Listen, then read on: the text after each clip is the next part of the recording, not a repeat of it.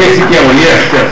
Anyhow, so this, he's my little brother. I've known him a long. Hey, I'm from a large family. I had 6 sisters. I had one sister. She used to breastfeed, but she had no kids. And then I had a breastfeed a 9-year-old kid at a baseball game. I go, what are you doing? She goes, it's natural. It's not natural to do that. The reason why I was in Italy about 10 years ago, and what happened, I was trying to pick up this lady. In fact, I picked her up, took her to her house in Italy. It was in Rome, and I was, trying to make it with her, right? And what happened? She just popped out a little kid about 6 years old, started nursing her breast. I couldn't freaking believe it. So that's why I brought the joke up. I had to tell you this. So, next time, people living that are over 50. Now I keep bringing this up because I just turned 50 myself. Do me a favor. Be proud of who you are. Be proud of being over 50. If you have breasts that come down to here, put them in your pocket. Next comment here. This comic has kept on this guy for a long time. He's my little brother too. Put your hand together for Geoff from the G. Yeah, Geoff from the G. How we can still work?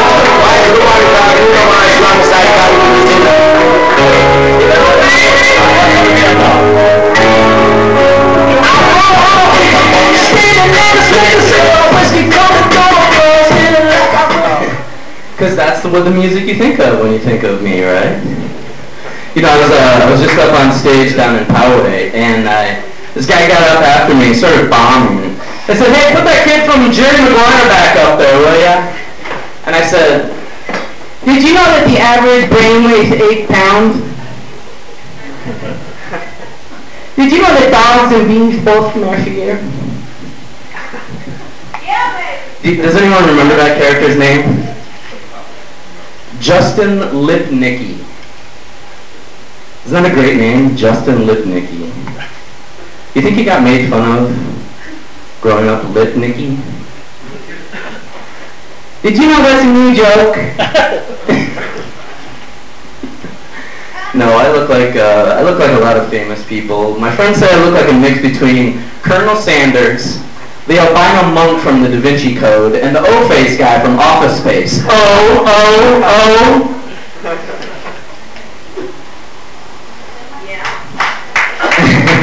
Do you like that one? Yeah. You know who you look like? The chick from Different Strokes. Really? Oh wait, no, that was Janet Jackson, wasn't it? You look like a young Janet Jackson. Oh, thank you. I like You like that? So I'm gonna try some new jokes on you guys if you don't mind. You guys ever see these trucks drive around San Diego that say Pacific Rim Mechanical? I didn't know what they did, so I walked into their HR office and see how I could apply for and receive a Pacific Rim job.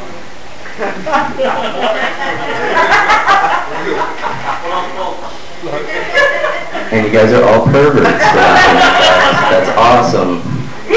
I've read the crowd well tonight. Bring out the booty shit, yeah! And I found out my last girlfriend was bisexual. Every time I wanted to get sexual, I had to buy her something. Oh! Showing out the buckets. No, I'm not really good with the ladies. You guys might find it strange. I think it's because I'm too picky. I'm afraid to date a girl as white as me for fear that our kids would be see-through. Thanks for feeling my pain, ma'am.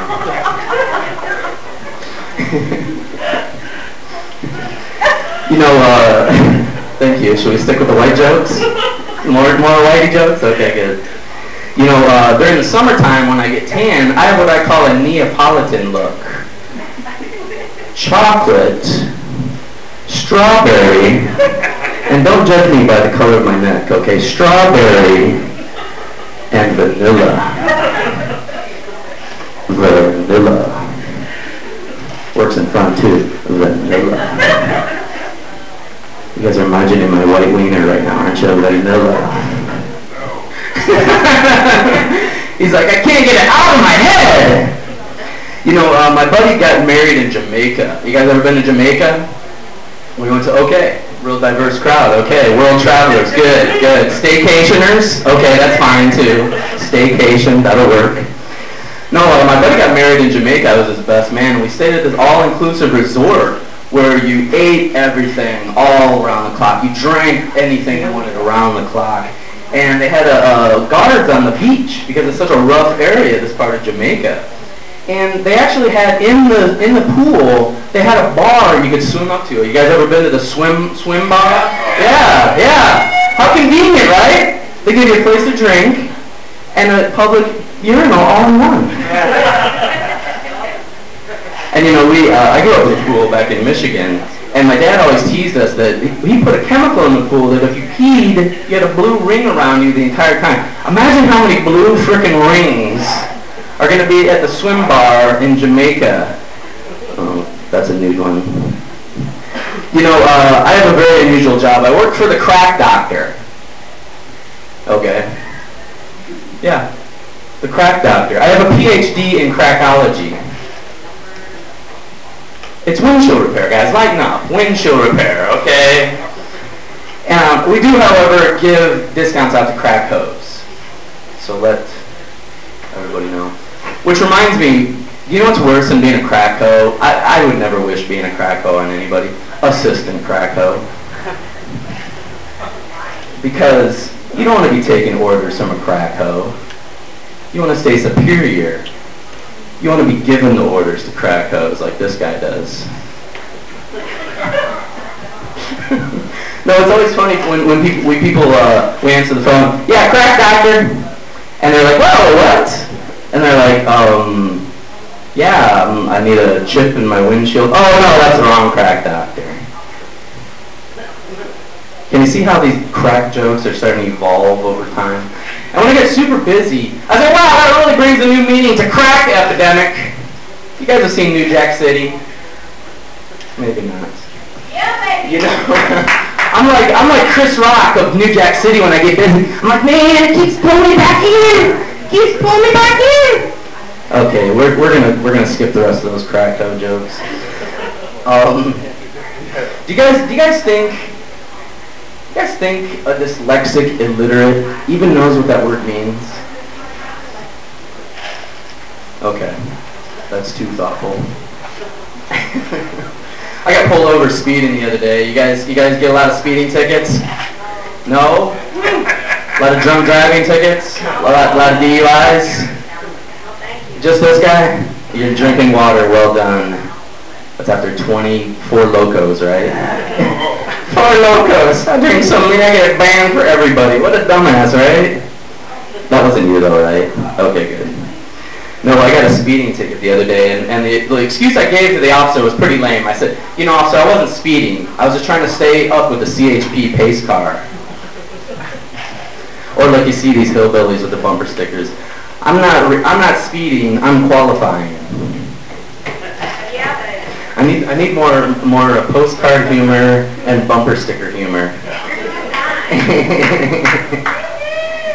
You know, I found out in the Indies back in ancient times, the guy who was king of the colony usually was the best surfer, which kind of made me reason 2 words: King Spicoli.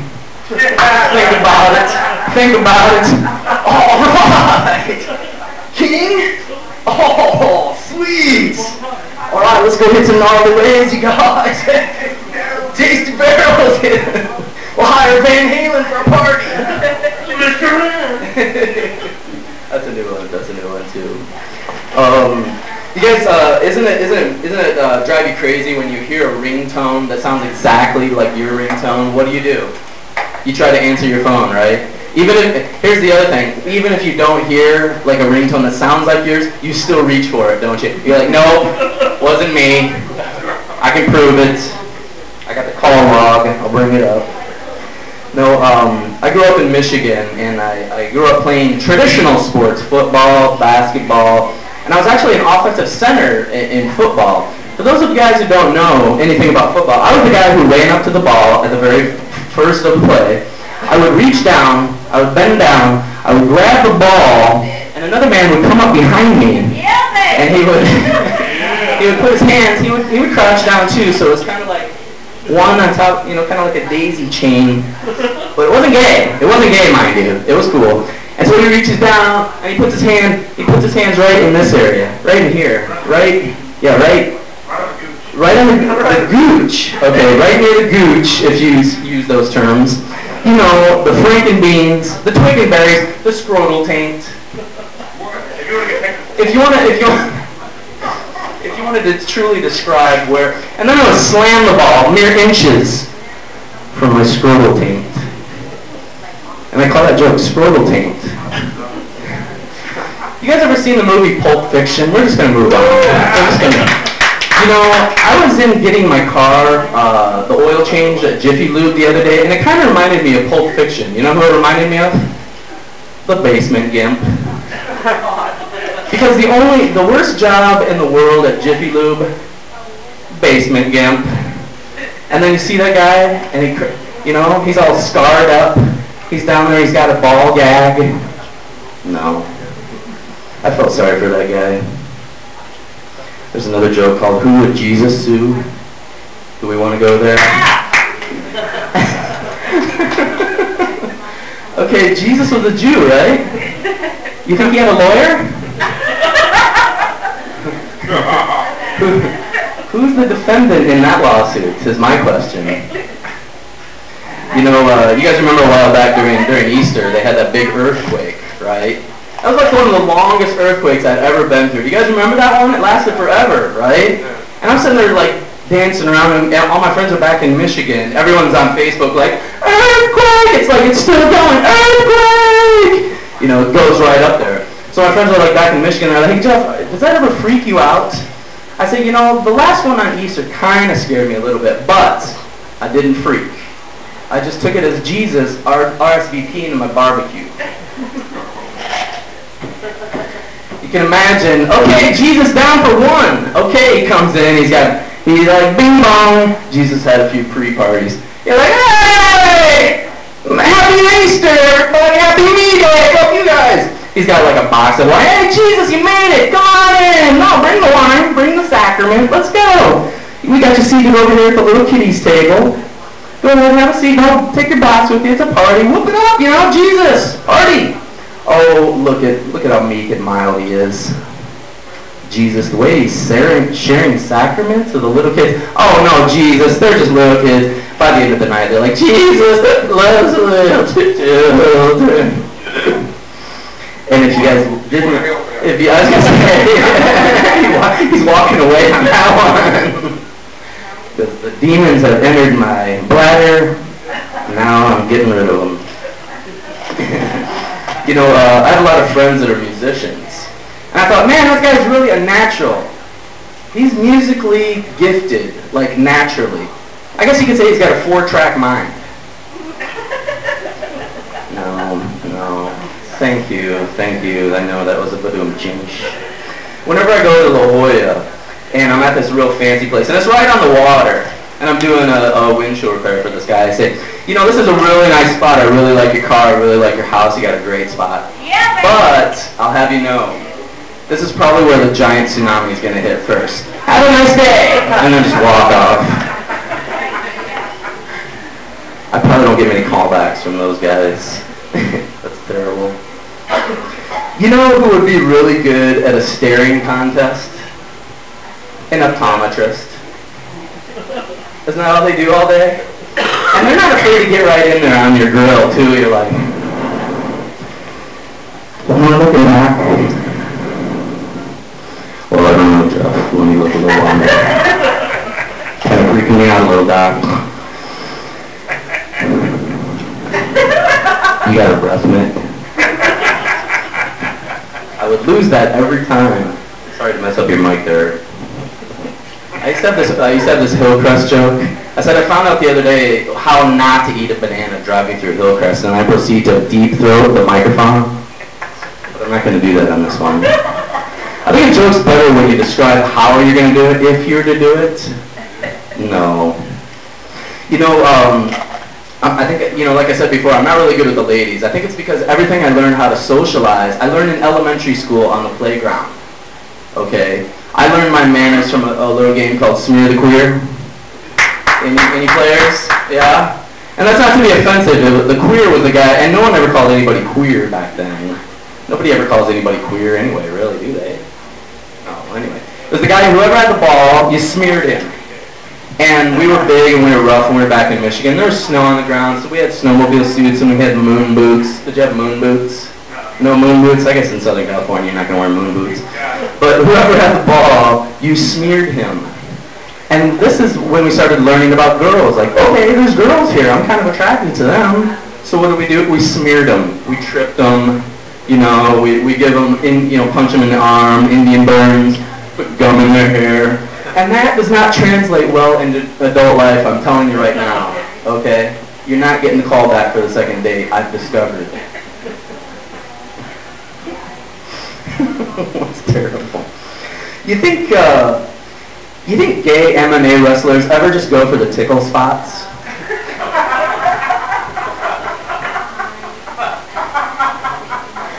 And winner by submission due to tickle contest. This guy. You know, I like to pull pranks on people. Whenever I see like cards that say, "How am I driving?" Dial 1-800 blah blah blah. I call them up and I say, "Well, to answer your query truthfully in the positive of how am I driving, like a little bitch," and then hang up on them. Because they're slow. Hate that. The other thing I learned in elementary school on the playground, what time is it? Half past a monkey's ass, quarter to his balls. And you were never wrong. That was always, okay, thanks. Thanks, man. Spot on. Or the other one, time to buy any watch, jerk. That was the other thing when I was like, I'm stronger. That's like if you couldn't think of any other comeback. That's stupid. Some of you didn't do that. Did you do that? You're like, thanks, Armstrong. That's gonna be my new bit. I'm gonna call it.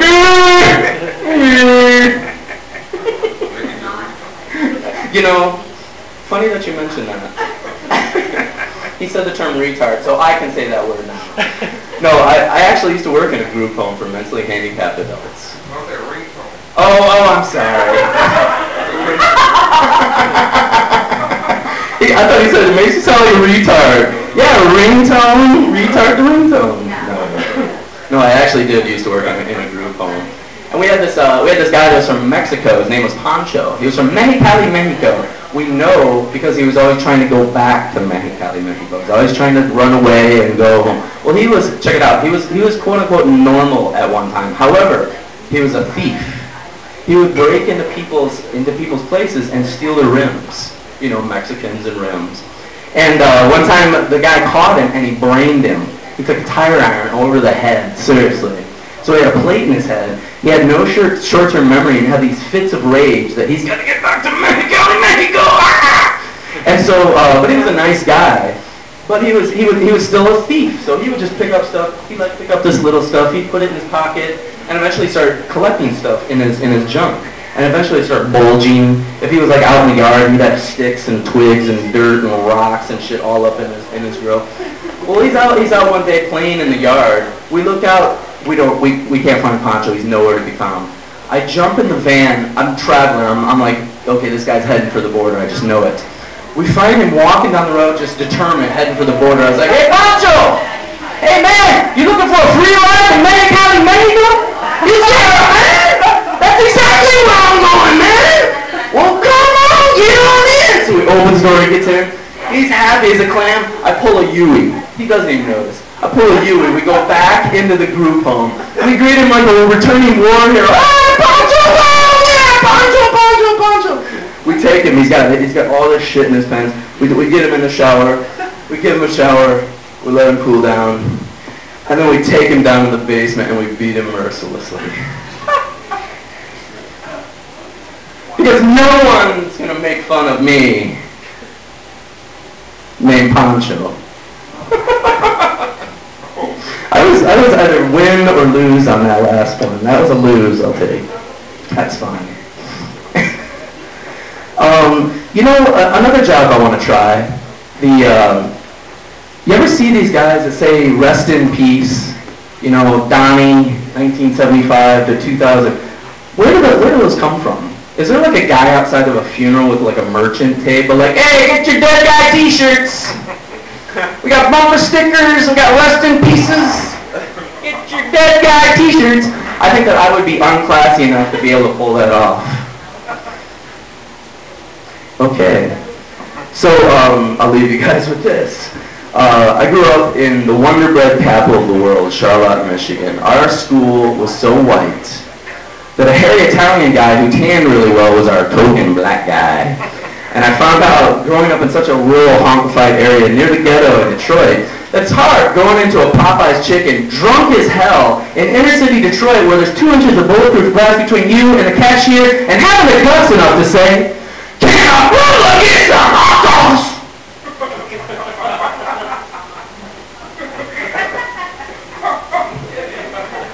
It's difficult. And then they removed the feeding tubes and I was released from the ICU. Thanks for everything, guys. I'm Geoff with a G.